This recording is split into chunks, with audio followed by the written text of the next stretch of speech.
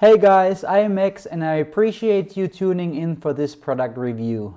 Before we dive right into the review, I want to let you know about my 4 award-winning bonuses that you will get if you decide to grab a copy of this product through the first link in the description below. Bonus number 1 is Done For You Social, which is a program that is all about traffic generation through social media, and the best part is that we have actually done all the work for you. We literally give you a done-for-you social media business in a box with this bonus. Then we've got bonus number 2, which is AI Prodigy, a program in which we teach you how you can generate unlimited laser-targeted traffic in any niche by having artificial intelligence run a profitable YouTube channel for you. In bonus number 3, Cash Prodigy, we show you many different ways of how you can crush it online using AI, even if you have never made a single dollar online before. Last but not least, bonus number 4, Fiverr Rocket. One of the things that you need to do as a successful online entrepreneur is building multiple online income streams. And in this program, I will teach you how you can sell high in-demand services to hungry clients without you having to have any skills at all. And yeah, these 4 bonuses will give you everything you need to become a full-time online entrepreneur. And they separately are valued at several $100s, and they're still making daily sales, but they're yours for free when you purchase the product through the first link below this video. Your bonuses will be conveniently delivered to you within the Warrior Plus, JVZoo or ClickBank platform upon your purchase. I also want to extend an exclusive offer. For those of you who want to elevate their online income, I have a mentorship opportunity that could help you scale your earnings to $10,000 a month.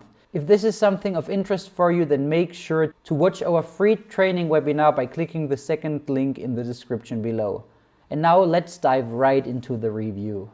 In this video, I'm going to show you exactly how to rank on the first page of Google, step by step. In fact, I use this exact formula to rank on the first page of Google for thousands of keywords like backlinks, SEO best practices, and thousands of others. Then I sold that site, started another site from scratch, and grew that site from 0 to 400,000 visitors per month. Okay, enough bragging, let's get into the actual steps. And don't worry, this isn't gonna be the same generic SEO advice you've probably seen 1,000 times before, like create great content, use keywords on your page, make sure your site loads quickly, and all that stuff that you've probably seen a million times before. Yeah, that stuff can help a little bit, and this is an SEO video for beginners, so it is important to get the basics right. But if you wanna rank for competitive keywords, that stuff might help a little bit, but it's not really gonna take your site to the first page of Google for really competitive keywords. What will? The steps that I'm about to lay out for you right now, starting with step number 1, which is to find 5 keywords. So you probably already know that SEO is really all about keywords. It's all about ranking for keywords that your customers search for. And there are a bunch of different strategies, tools, and tactics for finding them. But one of the easiest and most effective is to use Google Autocomplete.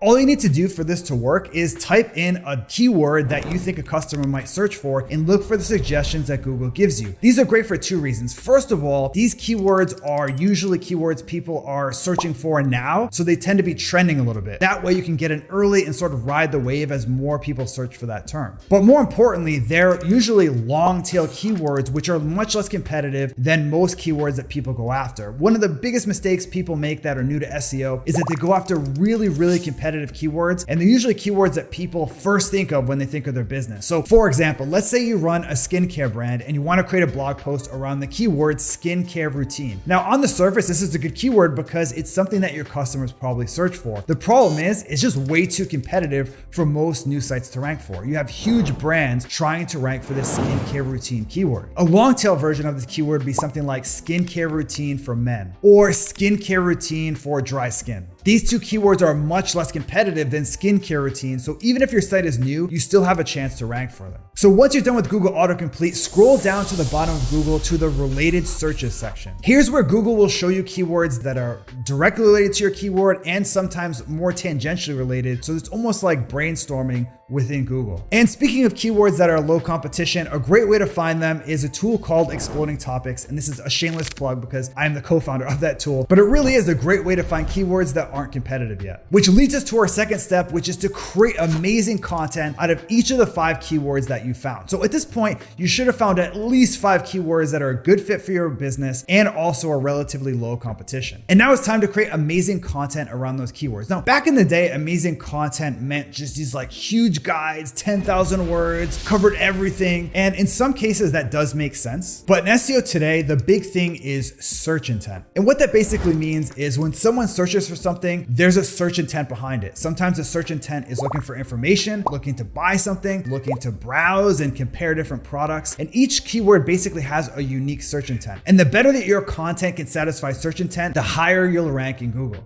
For example, someone searching for best organic cat food is probably not credit card in hand, ready to buy cat food. They're more in browsing mode and they're comparing different options. So if your page does a good job of comparing the pros, cons, pricing of different cat foods, it's likely to perform well. But if you create a page that's like promoting one cat food over the other and it's really salesy, it's probably not going to convert well. But if someone's searching for something like buy cat food online, they're much further down the funnel and they're ready to buy. So you could even rank a product or category page for a keyword like that on your e-commerce site, even though there's no valuable content. Besides search intent, you also want to create something that's unique, something that brings something new to the table or something better to the table. Otherwise, you're going to have a hard time ranking because for most keywords, there are already a decent number of results. So for you to stand out and create something that deserves to be on the first page or even number 1, you need to bring something really different to the table that the results don't already have. For example, look at this guide from my old site. It contains strategies, tips, case studies, and other things that really no other content has, which is one of the reasons it ranked on the first page so quickly. Plus, most importantly, it's not just unique for the sake of being unique, it satisfies search intent, which Google can measure. And when they see people are generally happy with your page, it's gonna rise up the rankings. But if they find that your page isn't a good fit for search intent, they're gonna downrank you. So once you have a piece of content ready to go, the next step is to optimize it for SEO. And this used to be somewhat complicated and involved back in the day. You used to have to put your keyword in your content a bunch of times, put your keyword in an H2 tag. But today, that stuff doesn't really move the needle anymore. I honestly don't worry that much about on-page SEO today because it's really so simple. And instead I just focus on creating great content that satisfies search intent. In fact, we have a whole writing team at my startup and we don't really tell them anything about SEO. We don't want to get into their head that they have to worry about keywords or related keywords or all this stuff. We just say, create the best content possible. And for this keyword, create something that someone landing on the page would say, yes, this is like exactly what I'm looking for. The whole on-page thing is relatively simple. All you really need to do is have your keyword in your title, in the first couple hundred words of your page, and then a few other times on your page just to let Google know that this page is about that topic. For example, this post from the Exploding Topics blog is optimized around the keyword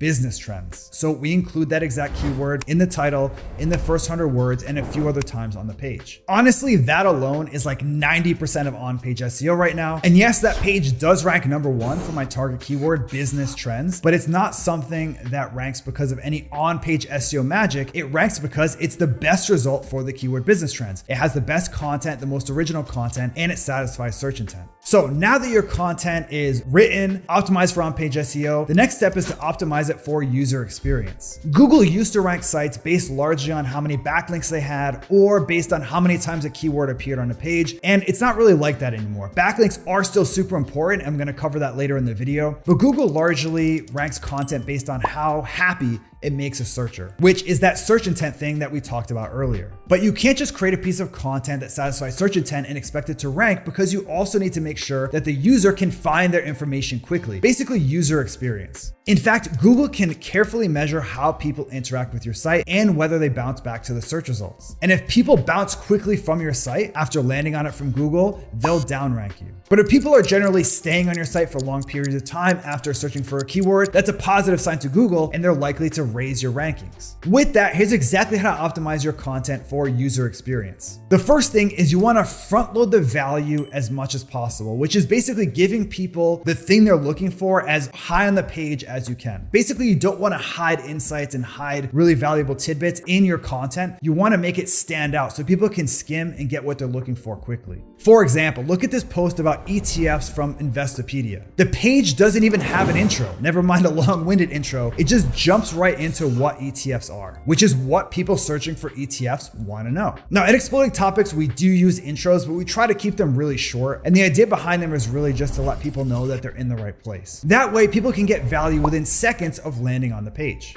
Another thing to look at is your content layout and design. Specifically, you want to make your content easy to read, or as I like to say, when it comes to online content, hard to read means won't read. So if your font is small or sections are all squished together or you have long paragraphs, people are not going to read it no matter how good the content is. Now, if you want to see a great example of how this looks, go to healthline.com. They're probably the gold standard when it comes to content layout and design. They have super big, easy to read font, a simple layout, and lots of subheadings that make the content easy to read and skim. And now it's time for our last step, which is to build backlinks. Make no mistake, backlinks are still super important when it comes to SEO. That's because Google largely uses backlinks to figure out which sites are trustworthy and authoritative. In other words, the exact types of sites that they want to show at the top of the search results. Now, there are a million ways to build backlinks, from broken link building to guest posting. But considering this is a video about SEO for beginners, I wanted to give you a sort of approachable strategy that anyone can use. A strategy that works especially well for new sites with zero authority. And that strategy is called Be the Source. Now, I have an entire video on this strategy, so if you want to go super deep on it, you should watch that video. But let me give you some steps here that you can get started on right away. The first step is to find a statistic in your industry that you can write about and expand on. For example, at Exploding Topics, we realized that a lot of people were searching for how much data is generated per day, but it was lost inside these long statistics posts among a bunch of other stats about how much data is generated per day, where the data comes from, and it was really just hard to find that one stat that people are searching for. So we created a dedicated page to how much data is created every day, along with a couple different, insights and examples. But most importantly, at the top of the page was the statistic people were looking for. So that way, someone searching for how much data is created per day, we were the source. We were the easy source to find and the easy source to cite. And that made us quickly the source for bloggers and journalists that were writing about how much data was generated per day. In fact, we started to get backlinks literally like a week or so after publishing the post. Now you might be wondering, if my site's new, it doesn't have any authority, why would Google rank that content and why would someone link to me? That's a good question and a legitimate concern. Well, that's exactly why you want to target really specific stats that people are going to have a hard time finding anywhere else. These specific stat keywords are super low competition, so you can usually rank for them without any authority whatsoever. For example, when ChatGPT was first blowing up, we realized that there was an opportunity to create one or maybe even several stat pages around ChatGPT. The problem was there are already quite a few pages about ChatGPT statistics, like how much money they raised, who's the founder, and stuff like that. So we went with a very specific topic instead. How many users does ChatGPT have? Which ranked super quickly and brought in dozens of backlinks. In that page, because we're targeting a new trending low competition keyword, ranked very quickly. And when bloggers and journalists were writing about ChatGPT and they wanted to know how many users they had, they found us first. So let me give you the key takeaways from this video so you can get started and actually start to rank your site in Google today. First, you want to target low competition, long tail keywords that are still trending and they haven't become mainstream yet. Next, you want to create a piece of content that's not just great and high quality, which is vague. It's something that satisfies search intent and gives searchers exactly what they want. Third, you want to optimize your content for on-page SEO, which is basically adding your keyword on your page a couple of times. Next, optimize your content for user experience and make sure people can get value as soon as possible after landing on your site. Finally, you want to build backlinks. And like I said, there are 1,000 different ways to do this, but the best way to get started is to be the source for a specific statistic in your niche. So yeah, that's about it. That's all for my SEO guide for beginners. Now I'd like to hear from you. Which step from this video are you going to try first? Let me know in the comment section below, and I'll see you in the next video.